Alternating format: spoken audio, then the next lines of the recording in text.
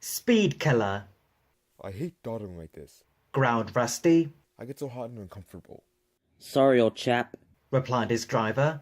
We can't go any faster, or the weed killer won't spread properly. Rusty knew this, but he itched to go quicker. His train that morning was a flat truck with a large tank on it.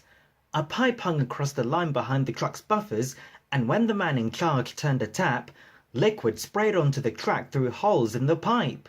The weed-killing train was used once a year, but that was once too often for Rusty. He had hoped that Fred, the other diesel, would pull the train today, but Fred was ill, So he says. muttered Rusty darkly to himself. It was a holiday weekend. The Thing Controller had expected plenty of visitors, but even he was surprised at the number who came. It was Renes's turn to take the first train, and he happily pulled the empty coaches to the station. So many people were on the platform that Renes could hardly see it. Phew! He puffed. How are all this lot going to get on the train? Will you go back for another carriage, please? Asked the Thing Controller.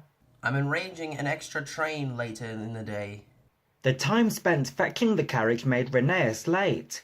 He hated being late, but he knew that today it wasn't his fault. Hurry, hurry, hurry! He panted, trying to make up for lost time.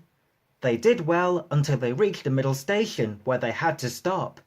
Rusty and his weed-killing train were waiting in the loop for them, Nippled all those weeds out of the bud, have you? called Renes as the engines passed each other. Beyond the middle station, the line rises steeply for a short way so that it can cross a stream. The engines like to be able to get a run at this hill, especially when they have a heavy train. Today, Renes had to pass, very carefully, some hedge cutters working at the foot of the hill. This meant that he couldn't get a proper run at it.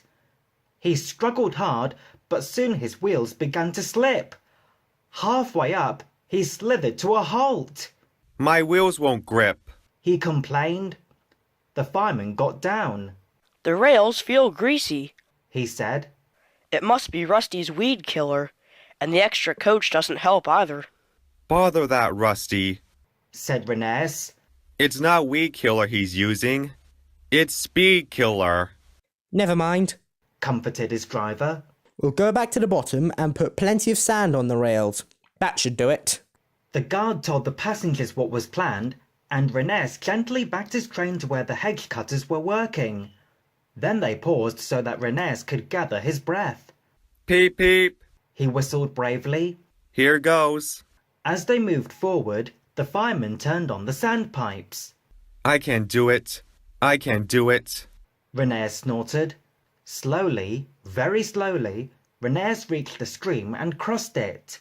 I can do it. I can do it. I have done it. Renes panted as the coaches crept after him across the bridge. Well done, Renes. Said his driver. Now let's try to make up lost time.